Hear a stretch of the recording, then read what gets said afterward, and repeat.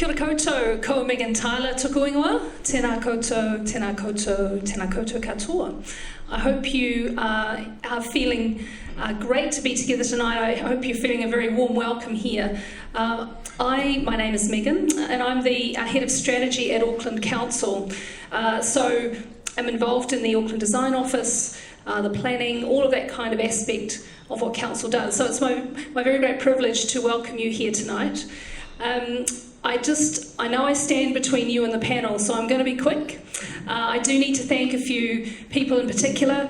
I need to thank Santec, the Karangahape Road Business Association. Michael, I know you're here. No doubt you've got other colleagues here too.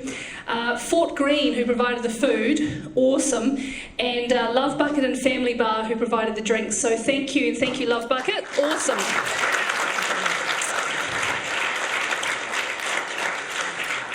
We do really appreciate that. Thank you very much. Look, the format tonight, as you're aware, it's a panel evening, and we've got 4 panellists here. They don't necessarily represent the views of any particular organisation, but it is their views.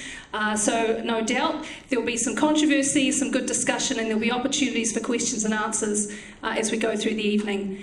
The most important man possibly tonight is Andrew Whiteside, who is going to MC this and work with the panellists for the night and then kind of mediate the questions and answers. For those of you who don't know Andrew, he's a producer, a director. He presents Entertainment New Zealand and Gay Talk Tonight. I know a number of you will know him, and I will leave him to introduce himself. So, Andrew, thank you for being with us. Look forward to you, and particularly the panellists as well. Fantastic. Enjoy. I don't need a mic. Got a mic on my lapel. So hi everybody, great to see a really good turnout. Before we begin, does anyone recognise these glasses? They were found on the floor outside. No? No one? Okay.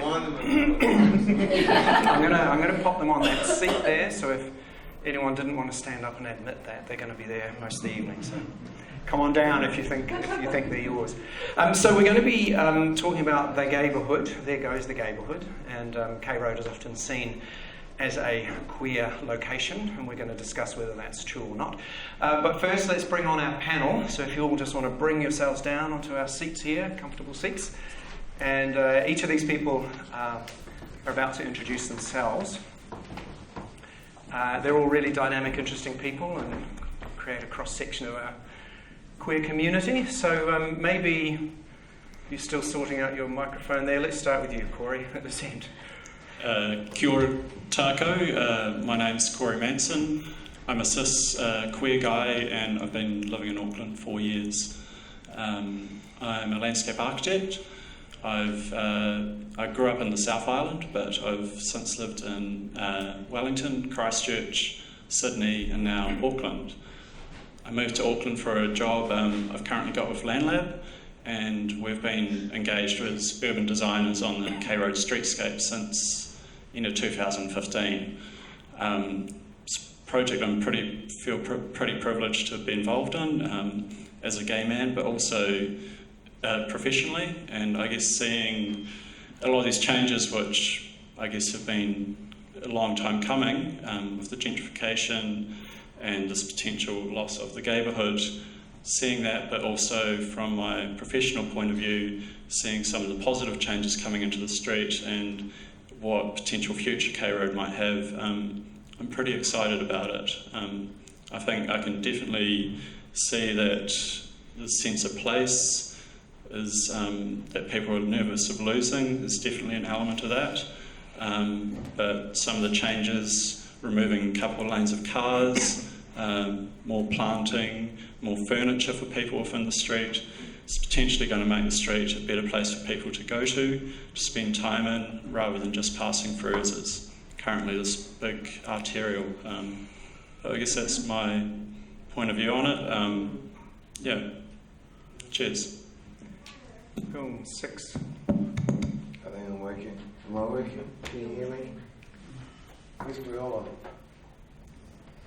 You hear Briola? She's snuck out. Please allow me to introduce myself. I'm a fan of wealth and taste. I lived on K Road for 6 years, literally sleeping on the street, and literally is a word far too commonly used. And I now produce the K Rd Chronicle, and thanks to some sponsorship from the Business Association that continues, my objective is to empower the homeless community, but also the fringe community, the members of society who don't get represented in mainstream media, who don't have a voice in the Herald or on stuff. We've just wrapped a 5-month series on homelessness on K Road, and that's work I'm really proud of. But I'd like to take this opportunity to thank the organisers for inviting me here to speak today, because this is an important issue. Karangahape Road means Hape's welcome. A karanga is a welcome. And according to history, Hape was this dodgy dude in Hawaii that like migrants. They were like, no, fuck you stay here.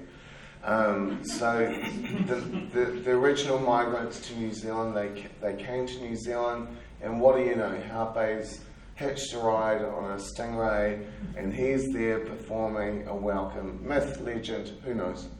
It makes as much sense as a magic man in the sky, I suppose. But that's what K Road is about. It's a welcome road, and it's always been a centre for diversity, colour, and subversity. So let's have an open conversation today. Thank you for inviting me, and that's my karanga to you.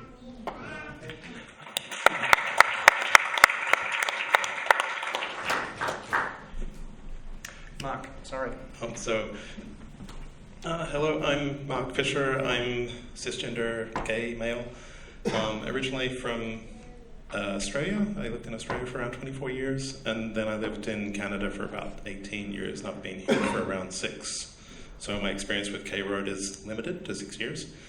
I work for an organisation called Body Positive. We're an HIV support organisation, and we've been based on K Road for a very, very, very long time, but we've also been very invisible on K Road for a very, very, very long time. So we deal mainly with people living with HIV. We provide rapid testing for people. We're very much a non-judgmental, welcoming, open organisation, and we deal a lot with stigma and shame and prejudice because we deal with HIV. That's why we've been invisible. We're changing that. We have no intention of leaving K Road. It's a space where we want to be. My experience with Toronto was very different. There, we have a very vibrant community. We have a very big, Church Street is a very gay destination. So that's kind of what drew me to K Road when I first arrived in New Zealand. So I have some of that experience. But yeah, I think that sense of community is something that's important for us, and a sense of belonging and space. So I think that's why we're there and why we need to stay there. And I think that's one of the pieces, that diversity and vibrance of K Road is something we need to think about. So, thanks.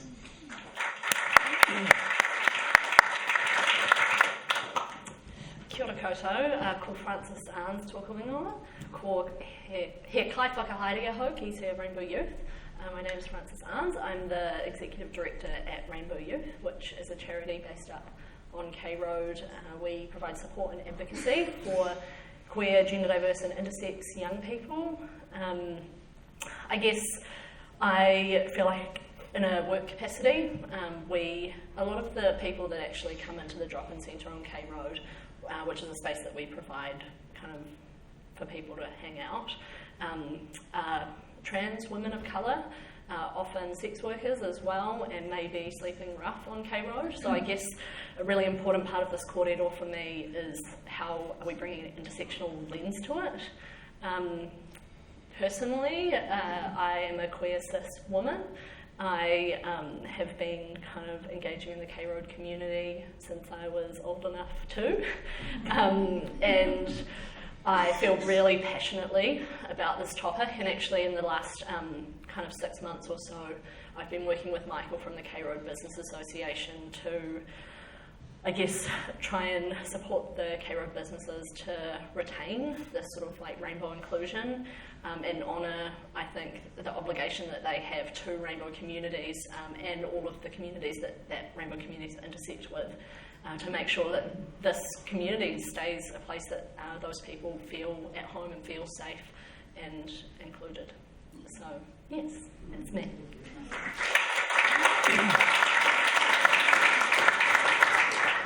Thank you for that. Really good. We'll be revisiting during this discussion tonight some of those things that have been mentioned just now. But I want to get a sense of this audience. So you obviously all know K Road.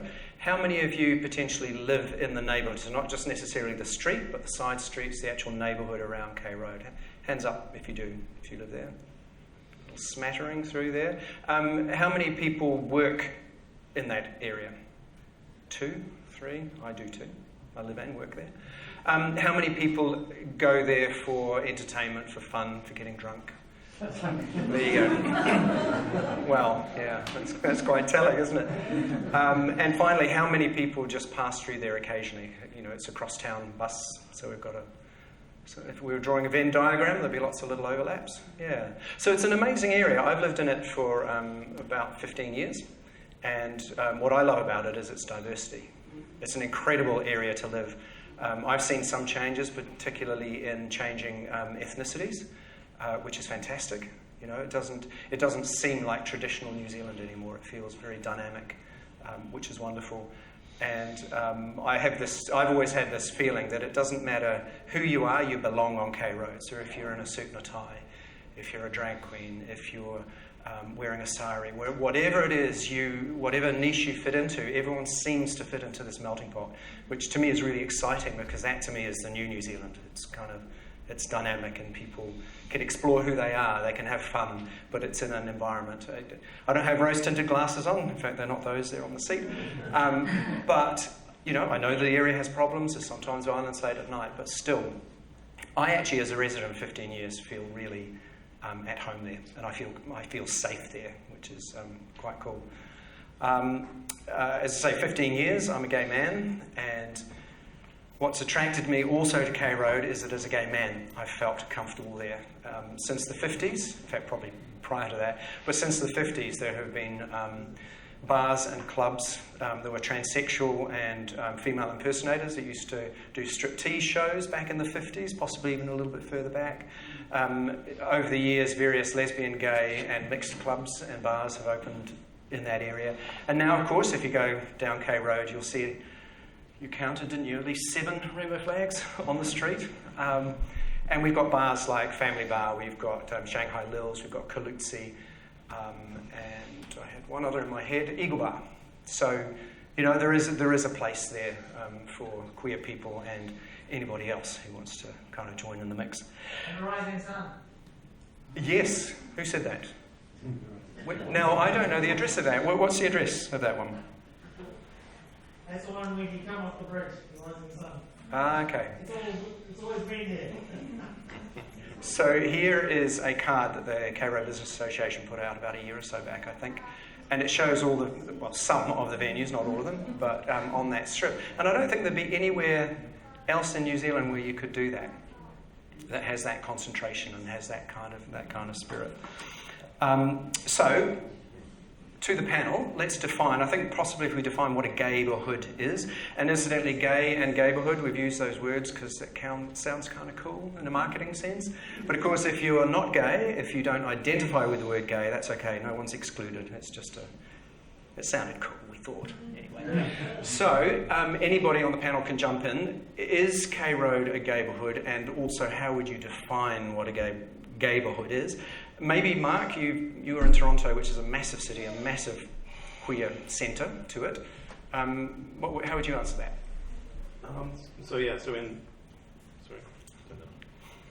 So in Toronto we have a neighbourhood called Church Street. Church and Wellesley is kind of like the intersection, and it attracts, basically if you're gay or rainbow and you come to the city, that's where you head to. So when you're looking for accommodation, you tend to go to that space because you know it's where your community is, that's where you feel like you belong.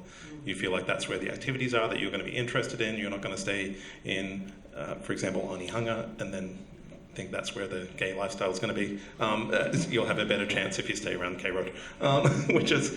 So that's kind of what defines it, is where do you go to find your community, which is applicable to everybody. So in terms of when I came to Auckland, K Road is the place that pops up when you do Google searches, and that's where you go, and it's the kind of place in Toronto where it's a bigger Gaybourhood. There are coffee shops, there are bookstores, there are, that's where you go to buy your rainbow flag if you want to buy one. That's where all that kind of stuff kind of appears. But as I think in the introduction to this event, those kinds of spaces are changing. So if you look at somewhere like Oxford Street in Sydney, that's kind of moving out. And that's a challenge that we're seeing here, is as traditionally Gaybourhoods appeared in poor settings, so where it was cheaper to get rent, so it was very arty, so it was easy for people to get into those places. And what happened is they made them fun and popular and destinations, and then people like banks and supermarkets and all those kinds of people arrived because that's where the people were. So that's kind of happening around the world.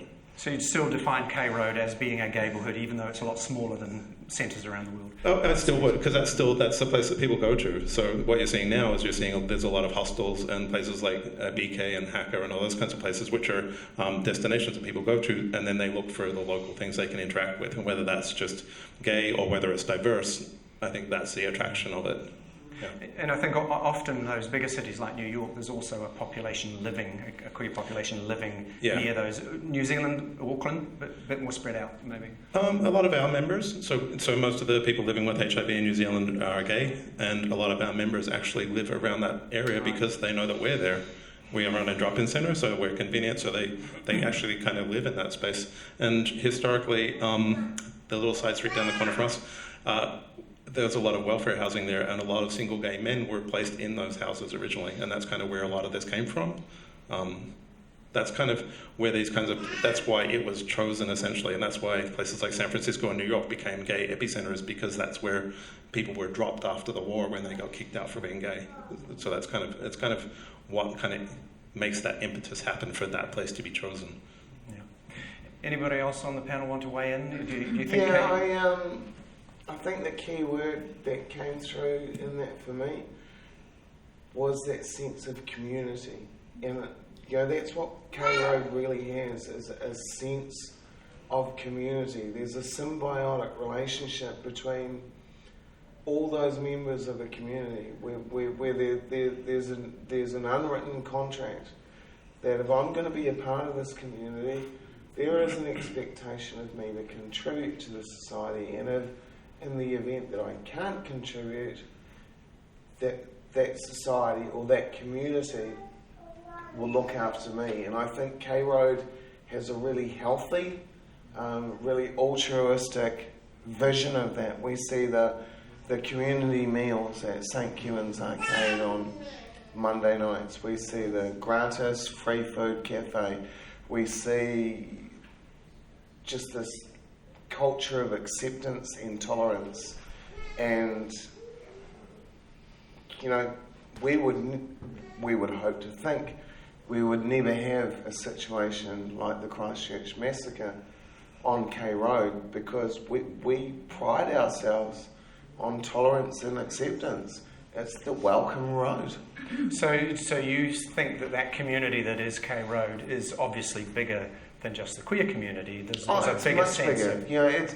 It's the queer community represents one minority group. The greater community has the homeless, the business people, the homeowners, the restaurateurs, and there's this symbiotic relationship that happens between. K Road is a low-wage economy.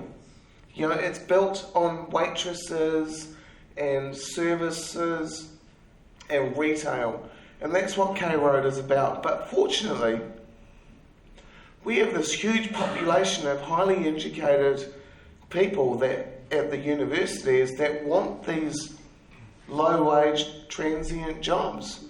But we need a community that not only caters for the rainbow community, but sees the rainbow community as a model to cater for all these minorities. Frances, did you want to? Yeah, I think another really important kind of aspect to look at this from is the addition of, so there's obviously a lot of bars which are catered towards rainbow communities, but there's also a lot of other community spaces, and so like Rainbow Youth 30 years ago was started by young people who wanted a place that they could socialise together away from the bar scene and outside of kind of drugs and alcohol, which, as we all know, is a really massive problem for many people in our communities. And I think that's a really special part of the K Rd community because it's a way that you can meet like-minded people, but outside of that kind of pressure. In a safe environment. Yeah, absolutely. And I mean, I feel like a lot of the young people that we see coming to K Rd, some of them may have moved specifically to Auckland from a regional area because, you know, they want to meet other people like themselves and feel safe, and kind of come here hoping to meet friends or maybe a special person, and it's exciting and fun, and I think that that's really cool and really special and something to retain. And Rainbow Youth do a fantastic job of like supporting that youth community. You're the CEO, and like you're what, 12? 13 actually. That's the modern thing. We're no longer sending the kids up chimneys. We're just getting them to run community organisations. So, Corey, did you have any thoughts on that? I think you touched on it, but just the fact that no matter what community you feel like you belong to, it's a place that you can go and freely be yourself, live how you want to, and there's that freedom there. And I think that's really important that is retained. In terms of as a place that people can go to that's not just your Saturday night out. When I was living in Sydney, there was, I guess the biggest draw card for queer people was Beresford Sundays, which was huge, and it wasn't on a Saturday night. It was, you went out and you just saw everyone, and that was a huge sense of community there. And even when I moved to Christchurch was a different experience for me going from Sydney and then eventually to Auckland. But in Christchurch they had gay nights or queer nights at the pizza bar, and that was great. Like, you met so many people, and it was outside of that pressure of going out clubbing. And thinking about K Rd while this construction project's happening, there's going to be Sundays when the construction ceases, and I think that's a real opportunity for the community to use those Sundays to put on events or draw people out. And when they had the open streets, which was over a year ago, that was the coolest I've seen K Rd. It was just everyone. But like, the problem is with the open streets is there's so much legislation and bureaucracy to get through to having those open. Will the reconstruction provide more lenient options for? I think it should do. Yeah, I think it could happen once a month or even more often than that. Definitely. I think there's a lot of excitement about those sort of events, but it's just getting it pushed through. Because the first Thursdays has been like a fantastic success. Yeah. And then I think the event you're talking about a year and a half ago was the open cycle lanes. The whole street was closed to cars. And they had the choir, and that was really good. But if they did that with the first Thursdays as well, that would be great. But then just a couple of weeks ago as well, they had the cross street, which was just around the corner, and that was a great festival as well. Just something else that we haven't talked about is that K Rd is a sexy street. Most of the HIV here is through sex, and we work closely. There's a number of different saunas and sex shops along K Rd, obviously. There's New Zealand Prostitute Collective is based out of there.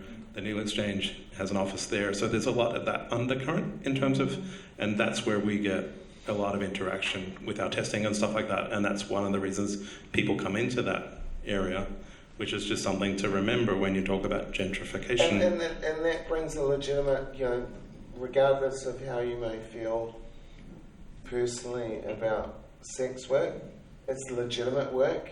It brings in a huge amount of money to K Road, and I think with through the redevelopment, we have to look at ways to support these workers on the street, like provide safe opportunity. Look outside the square. I mean, in places I've heard of, they have meters, and the girls pay money into the meter in exchange for some level of security and safe, showers, like the Pitt Street potties, why couldn't we retrofit those to have a shower in the middle?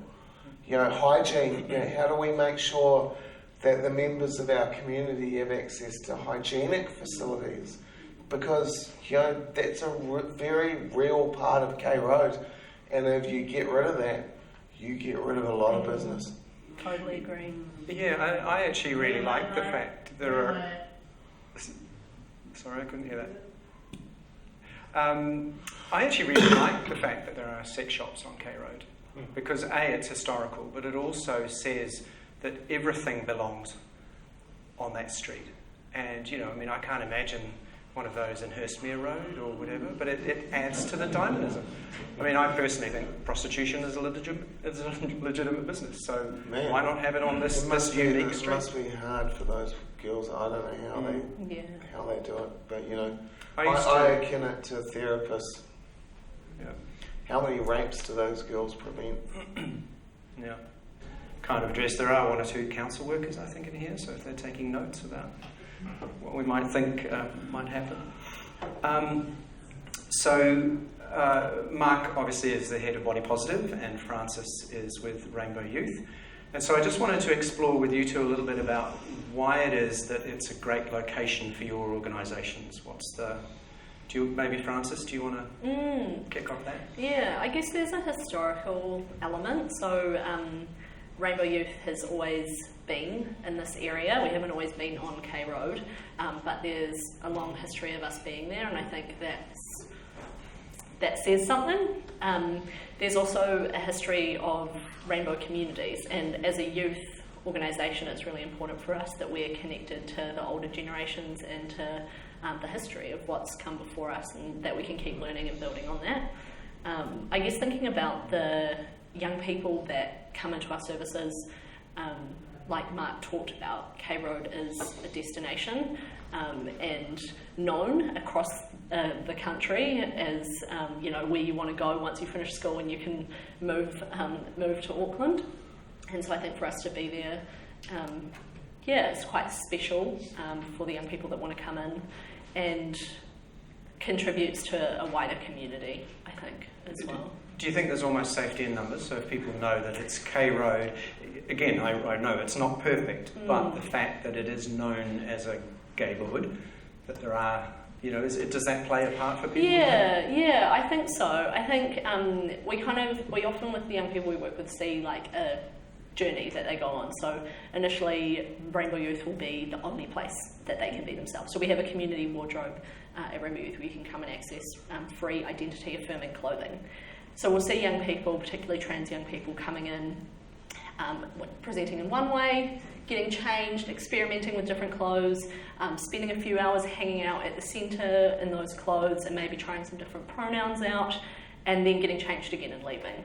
But over time, we'll see them maybe coming in those clothes, or maybe they'll get changed and go out onto K Road for a little bit and come back. So I think you're absolutely right that it's sort of like there's the first kind of safety net, but it does sort of expand out as well. But the neighbourhood almost accepts it in a way. Yeah. And that's so important when you are first exploring, to have somewhere safe to go and do that. Yeah. So Mark, with Body Positive, is there an advantage to being in the K Road neighbourhood? I think so. For us, I think it was mainly accessibility that we were there, because I think K Road is where we are at K Road and Pitt Street is very, very accessible, and soon to become even more accessible with the City Rail Link going through. So I think that's one of the key things for us, is we like to be easy to access for anybody. But I think the other thing is the acceptability piece. So even though we have been predominantly invisible, when people find where we are through Google or whatever, we're easy to get to. And I think with what I'm doing is planning to make us more visible, and I think we feel safe to do that in K Rd, because I don't think, because of that acceptance and non-judgmental piece, I think it's okay for us to go out like K Rd Business Association did a Valentine's fundraiser for HIV, which is totally acceptable and great, right? So that's why we like to be there. The other advantage of being right where you are is you get sponsorship from Methodist Church. we wish we did. Well, and actually, it's interesting that you brought up the Methodist Church, because I'm just wondering, and anybody can weigh in on this, do you get a sense that on the whole, that retailers, churches, other organisations, businesses in the neighbourhood are accepting of queer people? Corey, we haven't heard from you for a little while. I think the ones that are up there and have been up there for a while, totally, like they've been there when it's been a really important place for queer people. I guess the businesses that have came in more recently, they're entering a street that has that's known as being a queer street, and I think it would be very unlikely that they would enter the street and suspect it's anything not. So I guess there's a responsibility for those new businesses and new bars and new places that are signs of the gentrification that is coming. Why is there a responsibility?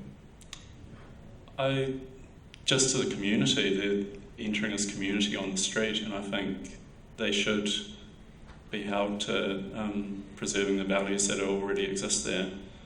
Held to or expected to? I would hope so. Well, Six, what's your perspective on that? Well, I agree. There is an expectation that if that's the community that you want to be a part of, then there's an expectation, that you contribute to that community.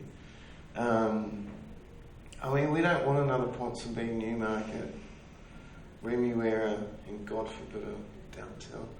But it does come back to, it really does come back to that sense of community. Like over and over and over again, that's the key word that we come back to. And we have to look, what is a community? A community is a group of people, or primates, because all primates live in a community, with a common sense of values. There's this really interesting study that was done a few years ago, and they had these group of monkeys, they were Balbons, I can't remember what breed of monkey they were, but they had one breed of monkey that was dominated by a matriarchal society, and they had another group of monkeys that was the same species but dominated by a matriarchal society. And they deprived them of food for a significant period of time, and then they gave the two groups of monkeys plenty of food. Now the first thing the matriarchal or the patriarchal group of monkeys did was start fighting with each other. The first thing the matriarchal society did was start fucking. Those are the bonobos. And which community do we want to be a part of? Just relax. We're not going to be experimenting tonight.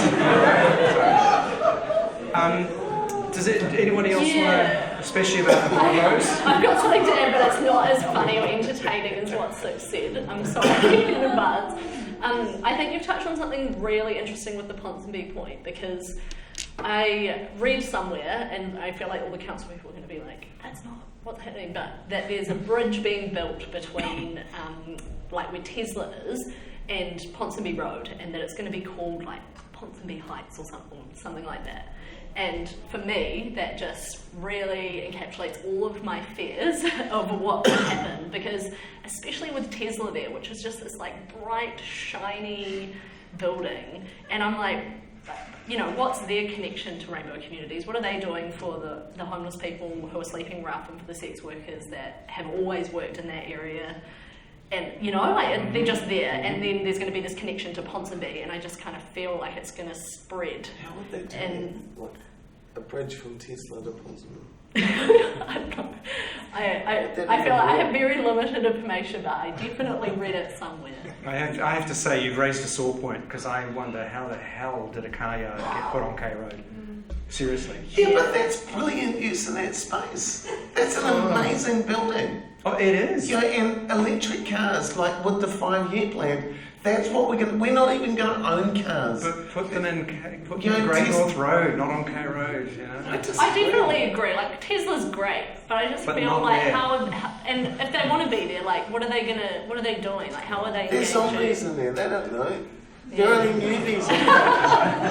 No, honestly, they're graduates from marketing and sales school, and they're there calling up all their families, relatives that can spend $80,000, $90,000 on. We'll But have to that's agree the to disagree, future. I think, with That's Tesla. the future we're looking at, is electric. We're not going to own cars. But, You know, but does it need to be on K Road, though? Does Of the course show? it does. Don't we want to be at the forefront? Yeah, but not on K Road. Anyway, we're getting into an argument. This is Who very nice discussion. else is going to put that level of money into a vintage building? Take, is it Paul Reed, the St Kilman's Arcade guy? He got a lot of grief when he bought St Kilman's Arcade. Who else is going to put that level of money into preserving our historic buildings? What if Paul didn't buy that building and instead it's like, oh, St Kilman's is closing down because it's not a safe structure? I think you brought us to a really good point now, which is about gentrification, which is about money coming in. But then when you have new money, people who can afford really, $1 million, $2 million houses, that starts to change the whole area. Before we get into that, though, I actually just wanted to canvass the audience here. Who currently likes K Road the way it is? Yeah. So maybe one or two of you could just say why, just in one or two words, maybe. Is it uniqueness, diversity, grog shops, whatever? Just does anyone want to explore that at all? We've all gone shy. I think it's very international. I used to live there and work there. There is a lot of heritage buildings, a lot of different cultures. Did you feel that it was different to other parts of Auckland? Yeah. We always had the big strip sign on by Day Street. But there's a little bit of everything, I think. Yeah. So, yeah. Anybody else have any thoughts about out back? My younger brother is FTU trans, and when he was first exploring his gender identity, the first place that he wanted to go, we live in Gaybourhood, which is like 40 minutes from the city, and he looked online and said, Mum, I want to go to youth. Yeah. And we would drive him and we'd carpool with all the queer kids from our high school into Rainbow Youth for their little meeting in the corner of London. So that was really found a really fun place. And business day stays in the city now, he goes there every day, he has a home there. So to me, like that sense of community has been there, and I want to just stay that way. Yeah. Okay, so change is inevitable. The city is growing really, really fast, and obviously, land values are going up. So that does put pressure, particularly on inner city suburbs, where there's a lot of, the council and the government want to intensify in terms of land use. So the potential changes, maybe if we start with gentrification, but it doesn't have to.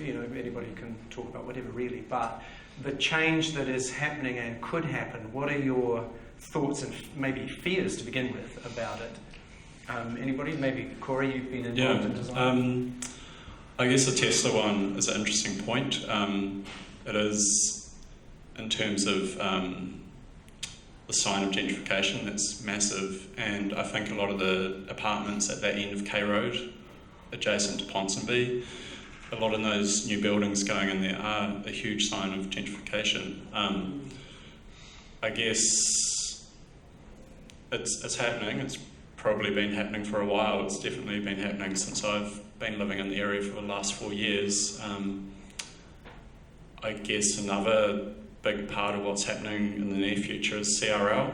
In 21, we're going to have a massive train station with an influx of, I guess it's two-sided, there's going to be queer kids from around the region being able to come up to K Road from wherever, but then there's also going to be a massive non-queer people coming into the street, and that's potentially going to drive further gentrification. So I guess I see it's a collective responsibility of people that enjoy K Road, shop in K Road, go out in K Road to support those businesses that might struggle through it.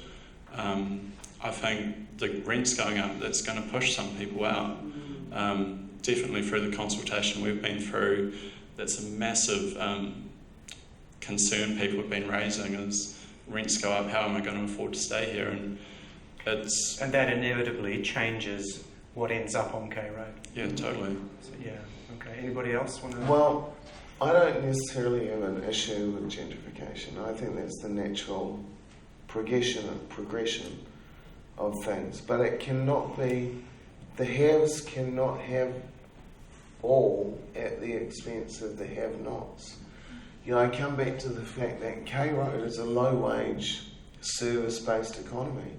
I had a really interesting conversation with Damaris that runs Coco's, and she's actually kind of considering whether or not she renews her lease because her staff can't afford to get to work. Now, it's great to have gentrification, but if you have restaurants that can't get staff, if you have barbershops that have nobody... Do you see what I mean? It's like there's this symbiotic relationship between the haves and the have-nots, which needs to be preserved. Otherwise, you wind up like in towns like Hamilton, where Bryce Street and Barton Street have been gentrified to the point there's nobody there. They become ghost towns. Nobody wants to go there anymore because you've drained all the colour. The people with colour and character can't afford to be there. You know, we've got so many empty buildings on K Road now that could be utilised as pop-up studios, as opportunities for young entrepreneurs. You know what I mean. You know, you've got Cross Street Market, which is a collective of people getting together. You know, it's not just about K Road. It's about that whole Newton area. It's about East Street. It's about Derby Street. It's about Day Street. It's that whole area that could be utilised for not just to gentrify the elites, but why not gentrify everybody? We can have the best homeless people in Auckland. Anybody else want to weigh in on this topic? Yeah, just one of the fears that I have with gentrification is that there's a kind of a tide of condos moving down K Road as we speak. And so Lighthouse is coming in, that's going to open up fairly shortly. There used to be a bar that I went to called Urge, which closed down because of noise complaints. So it closed down because people didn't want to walk into a bar with gay guys fucking in the toilet. That's why it closed down. Honestly. So some people did want to walk into a bar like that. But that's what happens is that condos move in, people complain about the noises, they'll complain about the prostitutes around there, the sex workers. And what will happen is the street will change. And at the moment, we don't have a lot of visibility in terms of the rainbow community in K Road. There's one mural outside the Needle Exchange on East Street, which has drag queens on it. There's no other visibility around that kind of rainbow community, so there is none of that history kind of preserved. So as it becomes gentrified, why should we add that? Because it's a piece of the past. So the other piece that we don't have is we don't have a lot of public or community spaces for people to use. So unless you're going for a business, there's nowhere else, right? So you have an opportunity. You've got Myers Park there. You've got Beresford Square, which is going to turn into a train station. How can we utilize those spaces to make it more welcoming to the community and make it more engaging and accepting of that diversity and promoting that diversity so that it remains intact while the gentrification happens? I thought Mercury Lane was the train station, not Beresford. There's both. Frances, what are your concerns? I think what you've said, Mark, is really interesting and touches on one of the, I guess, thoughts that I have, which is like how the people that are moving into K Road, but also the businesses that are moving into K Road, being kind of like educated and indoctrinated with what we're about. And that's kind of the basis of the work that I've been doing with Michael from the K Rd Business Association. So we've developed this like kind of two-sided piece of a paper which has information about rainbow communities and what their obligations are as a business owner. And I think we're really lucky to have Michael in that key role to kind of advocate with the businesses, and I hope that that's something that would continue on beyond, his own passion for it. But yeah, also for the people that are coming in, so the people that are attracted to restaurants like Jamaizi Street or Koto or whatever it is, how are they respecting the sex workers and all of the rainbow people that they are seeing on the streets, and how are they being taught about that? And I feel like the businesses have a huge role to play, and with the council and the K Rd Business Association being kind of the overarching bodies there, I think that there's a responsibility to be putting that expectation on them. Do we have a rainbow business community? I'm not really connected with the business community on K Rd, but is there a rainbow community amongst them? Like the owners of Koto? Not that I'm aware of. No, there's an Auckland rainbow business community, but not a specific one for K Rd. Maybe we need one. Yeah. Maybe I can comment on that. Yeah. Sorry, stand up. We have just signed a Pride pledge where we're going to roll out some certification for all of the businesses in Karangahape Road. Excuse me, I'm Michael Richardson, and I am Key sponsor of the K Rd Chronicle. And so I'm Copies available from Viola down the back. So we're working on certificating the businesses so that they are Pride Pledge certificated, which makes them safe spaces for LGBTI communities. But we're also rolling out another one, which is in its infancy with Te Puni Kōkiri for Māori as well. So we are making a significant stance. I couldn't help myself, I do have to comment, that we are a small organisation funded by the rates from the businesses in the area, and we are running on $436,000 a year. I'll have some. Which is a lot of money in some respects, but as you well know, it's very little money. And so I guess my plea is that a lot of people come to us, like I'm talking about 1 or 2 people a week, would say to us, please do whatever you can to save K Rd. And that's great, as they're hunched over their iPad in a fancy cafe drinking kombucha. And so we want to get on board with that, but we can't do it without a groundswell of other people who feel the same way actually doing something about it. Because it's great to say it, but we have to all work together to do it. And everyone loves K Rd. Not a day goes by where we don't get somebody saying, I have my heart in K Rd, or I spent my formative years there, or I did this, there, or other unmentionables. So, but I'll leave the unmentionables up to you. So, but if you feel like that, get out there and start lobbying council to put some emphasis behind this K Rd plan, which mentions how we need to keep it authentic, keep it unique, and keep it diverse. Because if you really believe that, and if you don't believe that market forces are enough to let that happen, then get out there and do something tangible and lobby for it to happen. So Michael, just in layman's terms, thank you so much for contributing. How do we lobby? Do we send our minister an email? How do we do that lobby? So how do you lobby? So I guess the thing that we really need is for you guys to come up with solutions to how we do it. I mean, you mentioned before that having facilities in the planning of K Rd that are going to allow for diverse communities as part of it. Also making sure that when you're doing the planning, are there people here from the planning, town planning, or sort of urbanist fraternity? Just sort of, if you're brave enough, put your hands up. Because Corey's been amazing. And LandLAB has been awesome to work with, but it has to happen all over Auckland as well. And make sure that the stories of the places Fuck the rest of Auckland, just focus on K Rd. Yeah. We're here to talk about K Rd. So I know I sound a bit soapboxy. I don't get the chance that often. And I was trying to hold myself back, but I just wanted to say that, so I'll leave it there. Thank you, Michael. That's really good stuff. I'm not putting a judgment on this, but if you look at what's happened in Grey Lynn and Ponsonby over the past 30 years on Ponsonby Road, there used to be a very, very strong, robust Polynesian community there. That has gone. There's still people obviously living in that area, but it has changed dramatically. And it's house prices, land values partly that have pushed that up because of demand, and it's a unique area. So potentially the same thing could happen to K Road eventually. Which, you know, I mean, we as a community need to decide whether that's a good thing, a bad thing, Well, or whether we want I to manage actually it. think it's a lack of income. I don't think it's a lack of property or a lack of vacant property. It's a lack of income. People just don't have the income to pay these rents that they're demanding, and that will force people to live in godforsaken places like Hamilton. Is there anyone from Hamilton in the room? Sorry. We love you really. And the river's fantastic. You know,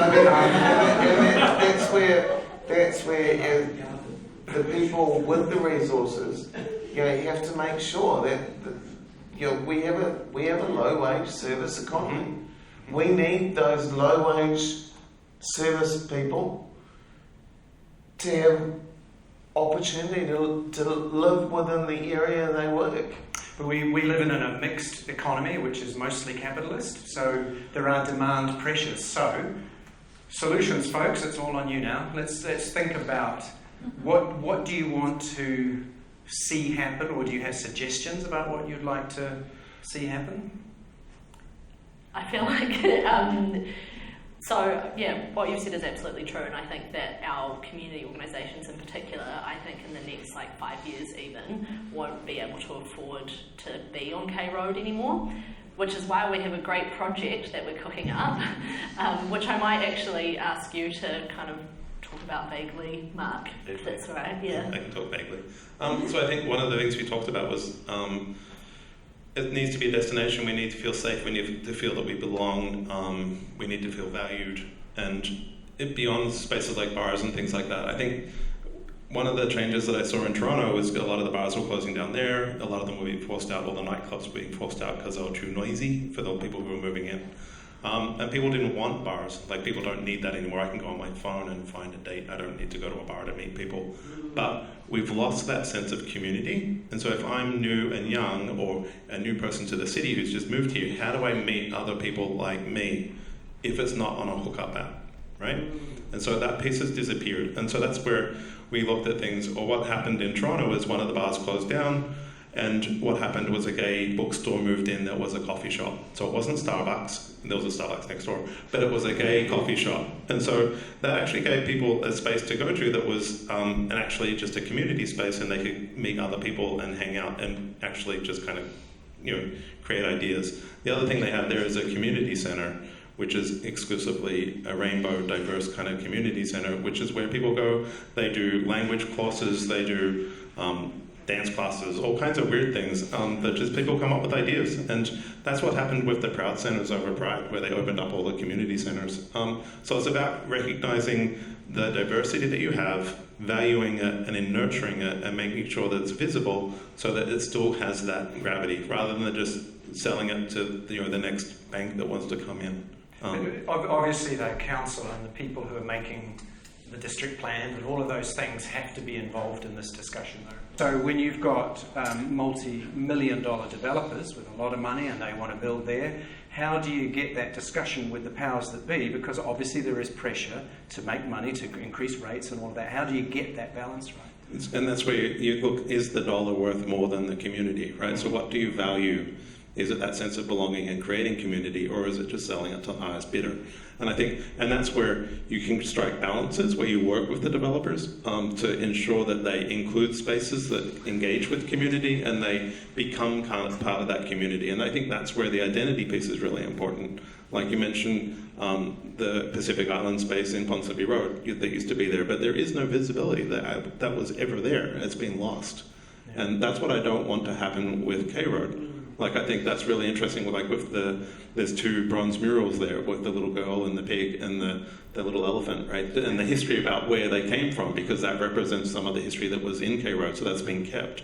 And that's why it's important. I think the diversity that we have is really fragile, and I think the City Rail Link coming in 2024 is really going to test its strength as to whether it can stay. Because that's, I think, having that coming in and it becoming a significant access point and hub, it could become Britomart, right? essentially. And that's where identity gets lost if we don't have that strength, and we're not supported to stay there. So if you did something like you took Beresford Square, where the new train station is, and actually made that a community space, for example, I think that would be a really good way of identifying it. So yeah, just stuff like that. I think that you need to value it and you need to nurture it. Corey, I was wondering, obviously you've been involved with the design of the streetscape that's going to be, construction starts when? When's that going to happen? I think it's starting next month, April. Next month, okay.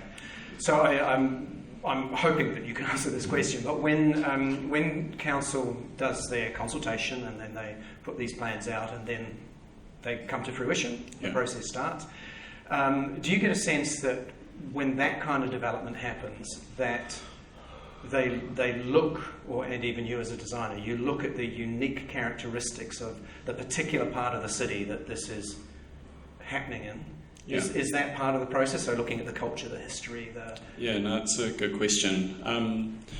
So compared to, say, other projects that we work on, the consultation on K Road has been pretty thorough. Usually you go out to consultation once, whereas council's gone out at least 3 times.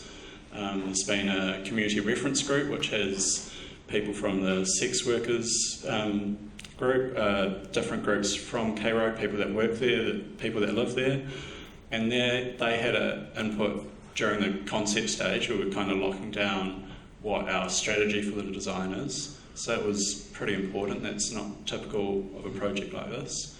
And then from our point as the urban designers, the character was something that was pretty important to retain within the K Road plan. And then our strategy for that was we weren't trying to design or represent this innate character of the street, because in our view that exists with the people that live there, the community, all the stuff that's hopefully going to stay there. In terms of what we designed, we were looking to, it was removing a couple of lanes of cars, put a cycleway through, make the footpaths a little bit wider, but then besides that, some new planting, some more furniture along the street to make it a bit more comfortable. We're keeping the same sort of palette, so it's still very urban, relatively gritty, and our role as a designer was kind of making that fundamental change of taking away some cars, putting in cyclists, making it more usable for people, rather than trying to interpret what the character is for us, because it means so many different things to different people, and let the character sit on top of the street.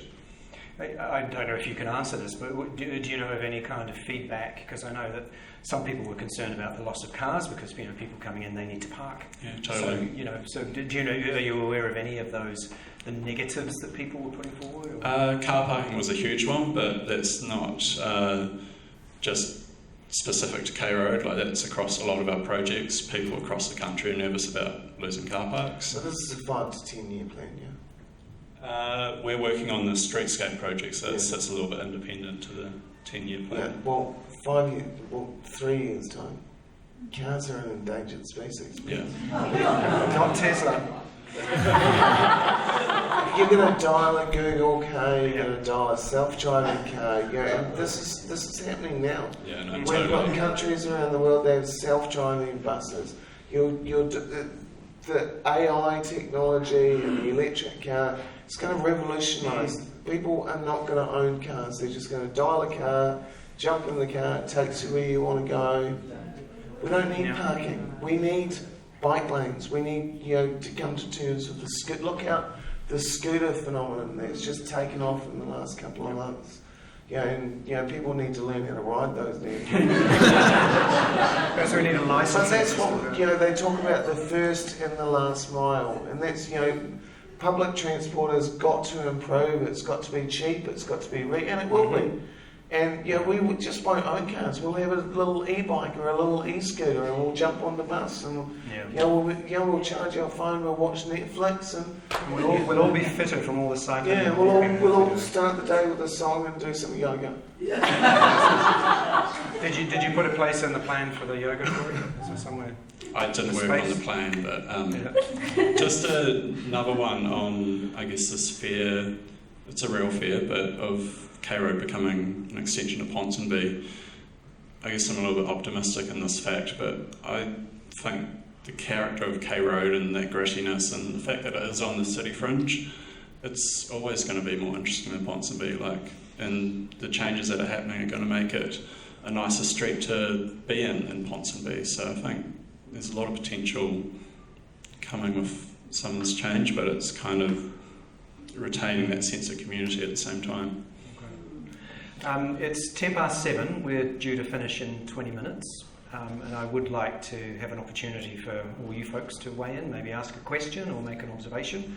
So I'm just wondering, maybe the final question at this stage for the panel is, are there any specific amenities that you think we need on the street? There's kind of been a mention maybe of a community centre or whatever, but just maybe if we can encapsulate if there's something specific that you think we need, particularly that it's going to give back to the community or provide something for the community that's not necessarily commercial. But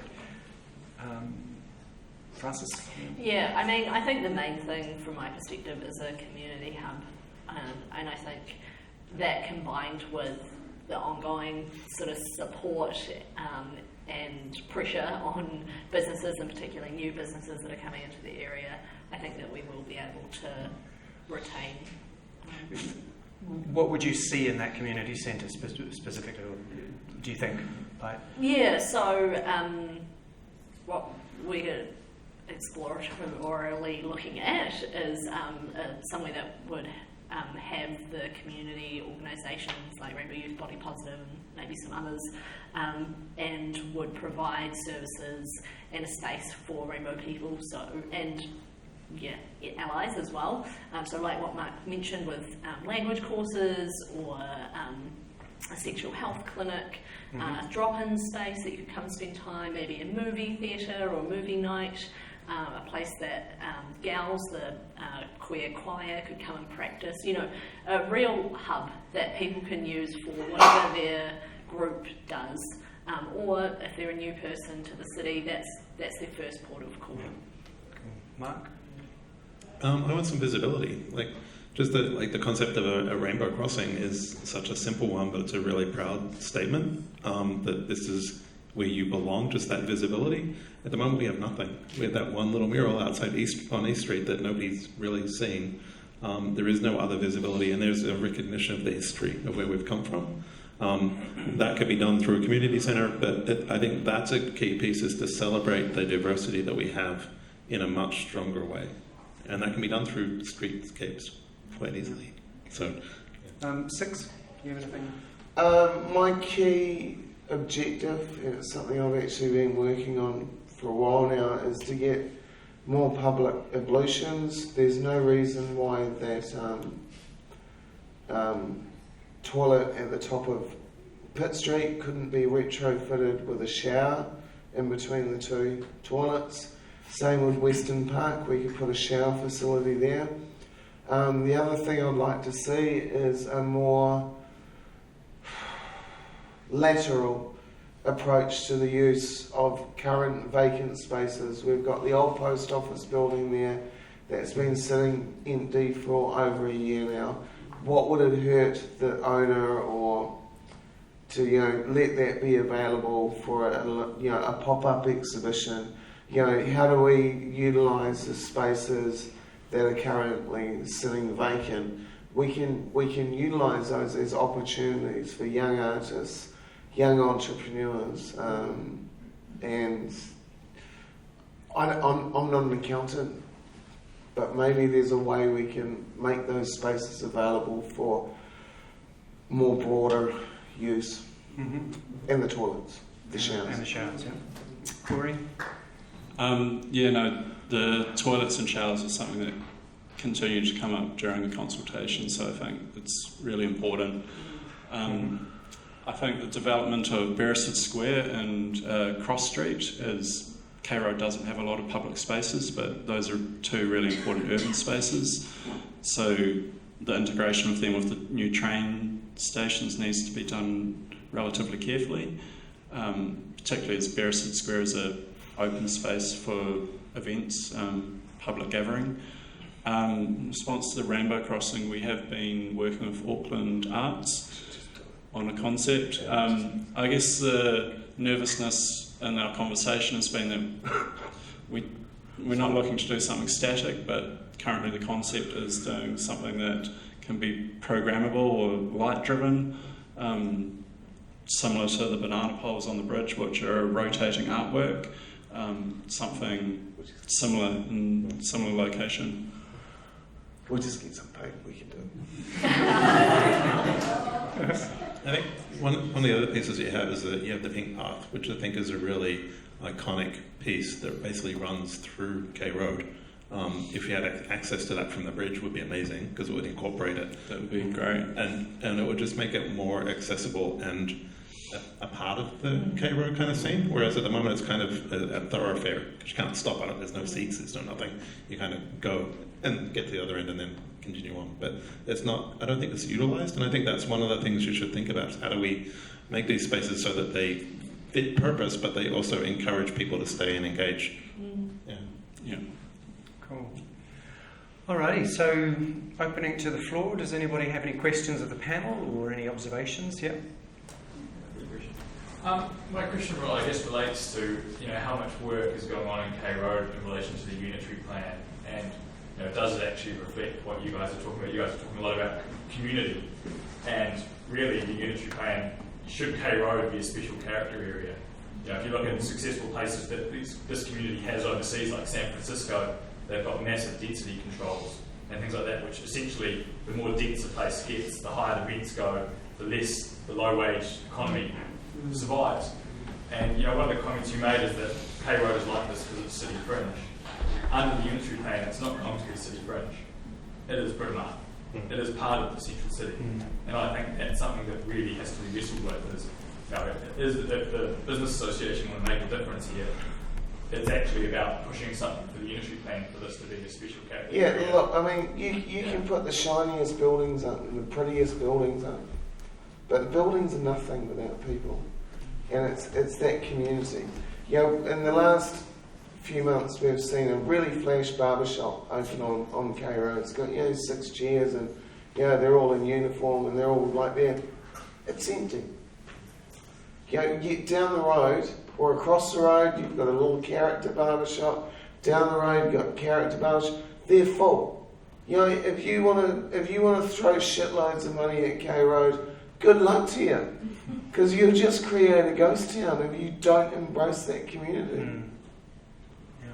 I think you're right. I think that's the outcome of the end of that community. Yeah.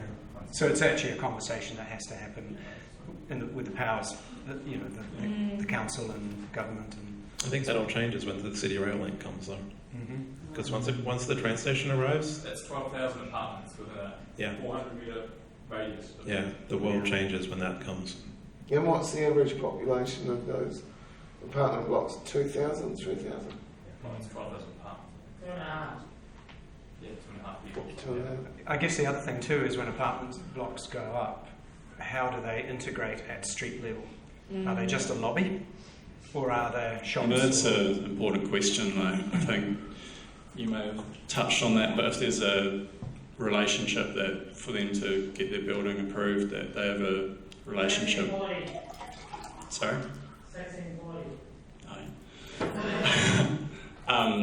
That they integrate with the street at street level, and perhaps that's where there's a community space for them to get their apartments up above, and it has this active frontage there. And there are ways, like these designers and these developers can create low-cost housing without jeopardising the integrity of their investment. We have to look outside of our model of what is, we've got kids at university that are hotbedding just so that they can be in the CBD. But does that come back to planning and zoning? Because, what are the rules around that? Are the developers forced to put in a certain amount of we would hope that housing? We need workers. We need people that can afford to live and work in these low-wage situations.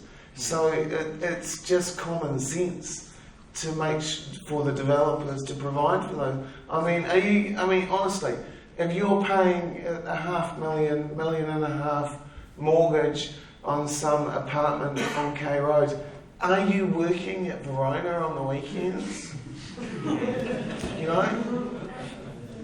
You know, if you are the sort of person that needs a job at Rebel, Verona, Thirsty Dog, Family Bar, you know, your chances are you're travelling in from Manurewa, Mangere. You know, why not just work in your local area? So if you create a situation where there's only wealthy people, there's going to be nobody to work the shops, to work the cafes, to work the bars. Unless that's regulated, surely, I don't know, council processes, unless that's regulated, surely people will put up the maximum values they can in order to make most of the money that they can from a building. You know? But then no one wants to live there. There's no cafes to go to anymore because there's no staff. The cafe owners can't afford it. It's cheaper to buy a cafe in Greyland than K Road. You know, if that's how short-sighted the developers are, they will destroy the neighbourhood. Because all these rich people will move in with their Bentleys and their Ferraris and so forth, and they'll go, oh, where are we going to go? Well, let's go to the viaduct. So hopefully that's a conversation. Yep. More of a statement, but I go to K Rd a lot for gigs because there are some amazing venues there, and studio and Nicky Mills and Galatos, and I mean it's a real risk that you get apartments coming in that are going to have to close earlier or just close down altogether, and what's that going to do to the music industry? And there are so few places left for live music. Yeah, that's exactly what happened in Toronto, because there we had a place called Buddies and Bad Times, a gay theatre that had been there forever, and then the condos came next to it and they all complained about noise. And so they had to limit their hours and shut it down. And basically there was a moratorium putting on any new dance bars that opened in that space. They weren't allowed. You had to maintain the license. If that bar closed, that license was lost and there was no more dance spaces happening in the area because of the noise controls. And that's the fear that you'll have with this, is all the condos come in, the City Rail Link will come in, more condos will come in, and then you get complaints about sex workers, about homelessness, about noise, and it becomes gentrified and all that disappears. If you gentrify it too much, it will eat itself. You know, you've got a situation with the Thirsty Dog on the corner of Howe Street in K Road. Up until recently, was charging young bands $1,000, $1,500 to book the place out for the night. And what happened to the Thirsty Dog? It's recently changed hands, and for little more than the price of magic beans. Jonty was a lovely guy. He lost a fortune on that place. You take Galatos. It's a family-owned business. Last Friday, it was packed, and the guy that I do know him, I've forgotten his name. He gave the venue to the guys for free for the night. 4 bands, $10 a cover charge. He's got a packed band. He makes his money over the bar. You know, gentrification versus. The Pride Parade. Seems to me the Pride Parade in Ponsonby has changed to meet the gentrified needs of Ponsonby. Do you think it's time for the Pride Parade to perhaps go to K Road? That's a contentious topic at the moment, the old Pride Parade. Yeah. Putting aside. Let's bring it back to old school. Looking to the This is future. it. We need old school. So we used to, Body Positive ran a big gay day in Beresford Square, where it was closed down, and we actually ran a similar to a big gay out kind of concept back in 2010. So it's happened before, so there's no reason why things can't change to where they're welcome. Yeah. I think there's an irony with Pride, that it's a parade, it's a festival that supposedly celebrates diversity, acceptance and tolerance, except you guys. You guys we don't want. You know, it's tolerant to a point. I think that the days of Pride, the days of hero, they're over. What we need is a celebration of diversity, of colour. You know, it's not about being black, white or brown. It's not about being gay, lesbian, transgendered. It's about being human. It's about, you know, it's about being proud to be different. You know, we teach our kids We tell our kids, be different, stand up for yourself, be unique. You know what we should tell our kids? Do whatever the popular kids are doing. You know, if they're smoking, fucking light up. You know, honestly, that's what we should, because society punishes you for being different. Society punishes you for being female. Society punishes you for being poor. Society punishes you for, you know, the concept of all people being born equal is gone. We're judged from the day we're born.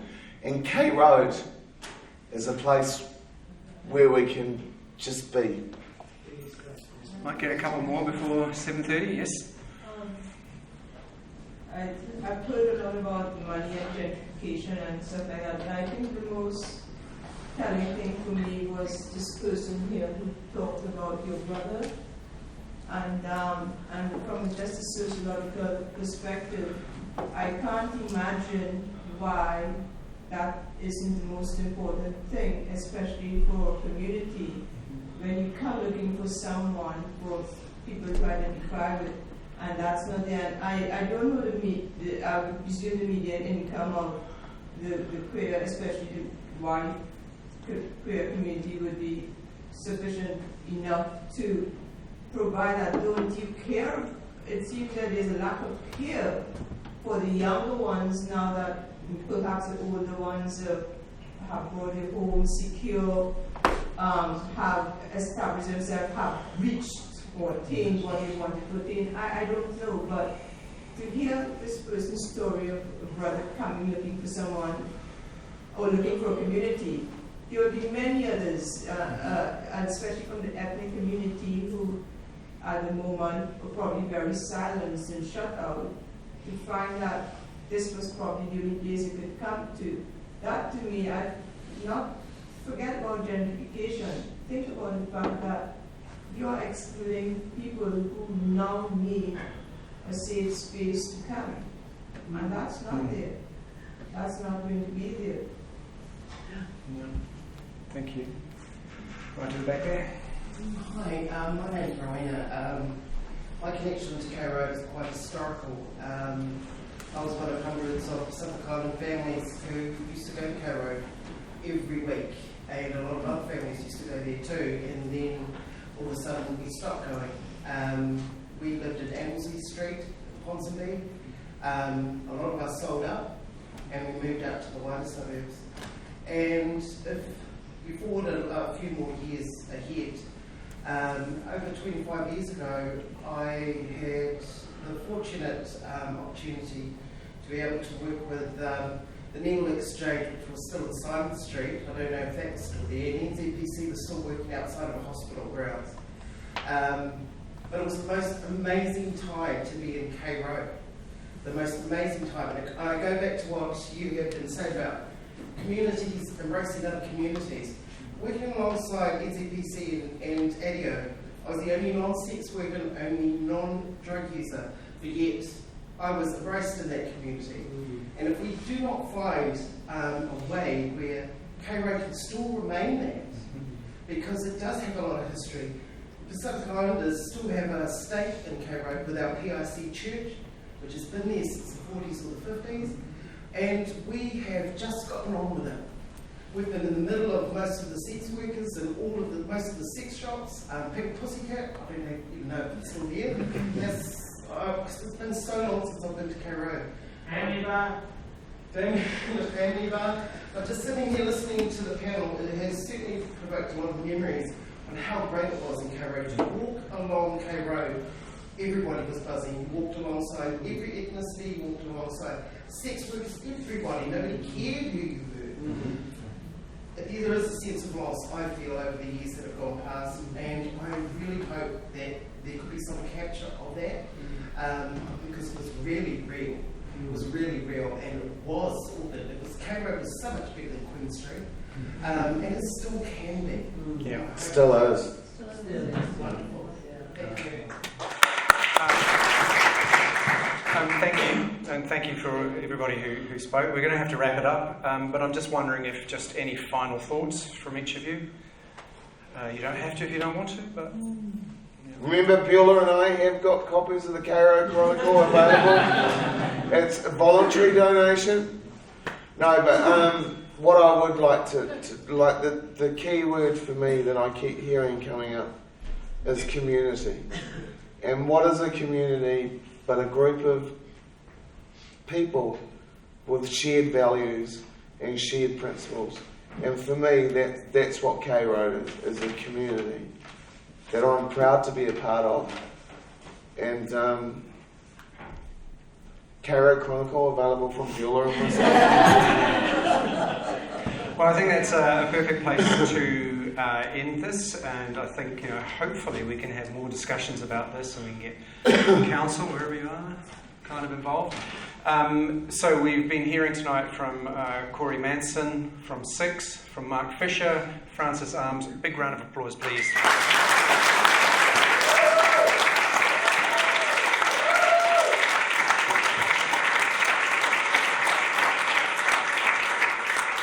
I want to say a big thank you to the people who've actually put this together tonight. So we've got StreetTalks, the DRO office, and I keep forgetting the Design Office of Auckland City. Thank you. Santec, and in terms of our sponsors, so Family Bar and the Love Bucket for providing staffing and for providing the drinks tonight. Have you enjoyed the drinks? Yes. The canapes? Yeah. So Ford Green, which is at 327 K Road, and they have provided the wonderful food out there. Deaf Store at 82 Pitt Street for t-shirts and some K Road merchandise. And of course, the Karangahape Road Business Association. And Michael has got some gifts for our wonderful panellists. Yeah, so first of all, I'd like really to thank you so much for being passionately involved in this topic. I'm very optimistic about the future of Karangahape Road, especially when I see people representing our future of the calibre of these people here. Thank you so much. Please give them all another round of applause.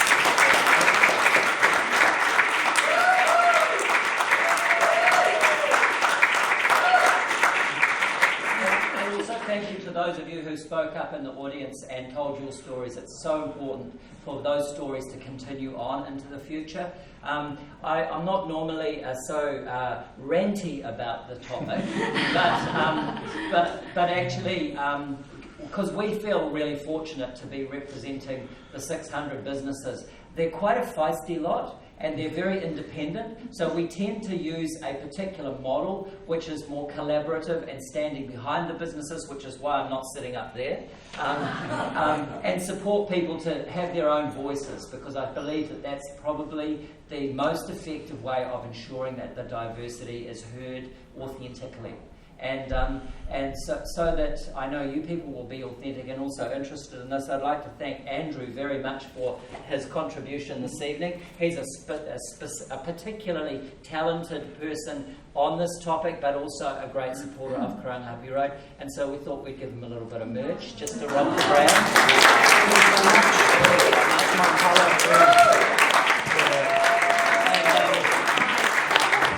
Because we believe in diversity, we've also got some merch from the Deaf Store for all of the panellists as well, so they can go in and choose their own colours. It's at the top of Pitt Street, just saying. And so thank you very much for your amazing contributions. Excuse me. And because a lot of the way that we operate is around strategy, I have actually found an extra a prize here, and I believe we have the head of strategy from Auckland Council. I hope it's not too strategic if I offer a particularly good to you.